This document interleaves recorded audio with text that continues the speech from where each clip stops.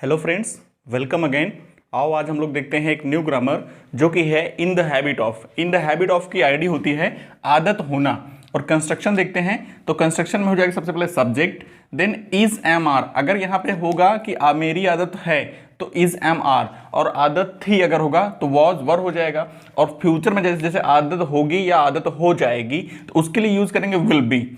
Next है in the habit of, आदत के लिए इन द हैबिट ऑफ। और ऑफ आ रहा है तो ऑफ के जस्ट बाद अगर वर्ब आएगा तो एनजी फॉर्म में आएगा, क्योंकि मैंने आपको पहले बताया था कि ऑफ एक प्रेपोजिशन है और प्रेपोजिशन के बाद कभी भी वर्ब यूज होगी तो वो हमेशा वर्ब के एनजी फॉर्म में होगी। इसके जस्ट बाद ऑब्जेक्ट, देन अदर्स। तो सेंटेंस है मेरी आदत है चाय पीने की।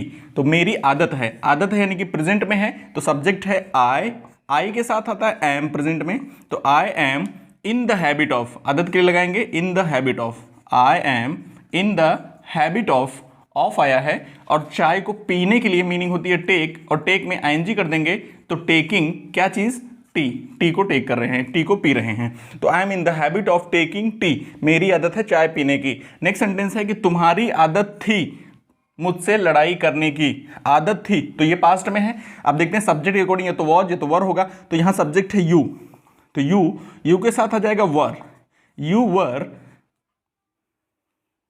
You were in the habit of किस चीज की हैबिट, लड़ाई करने की। लड़ाई का मीनिंग होता है फाइट, तो फाइट का एनजी हो जाएगा फाइटिंग। किसके साथ, तो विद मी, मेरे साथ। और साथ का मीनिंग आपको पता है कि विद होता है, तो इसलिए विद मी, मेरे साथ या मुझसे।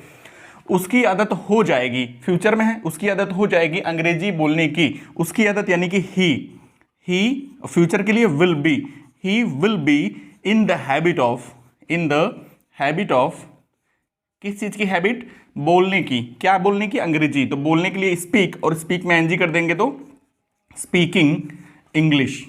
He will be in the habit of speaking English.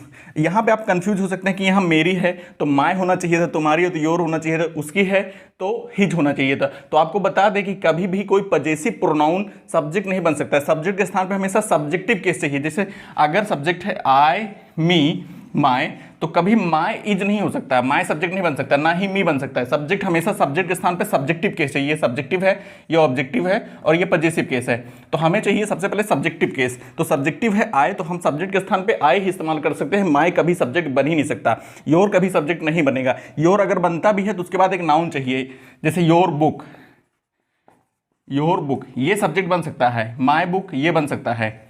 यहाँ पे नाउन होना आवश्यक है, यहाँ पे नाउन होना आवश्यक है। तो आप आई थिंक आपको समझ में आ चुका होगा कि क्यों यहाँ पे मेरी की जगह पे माय नहीं हो सकता, आई होगा, यू होगा या ही होगा।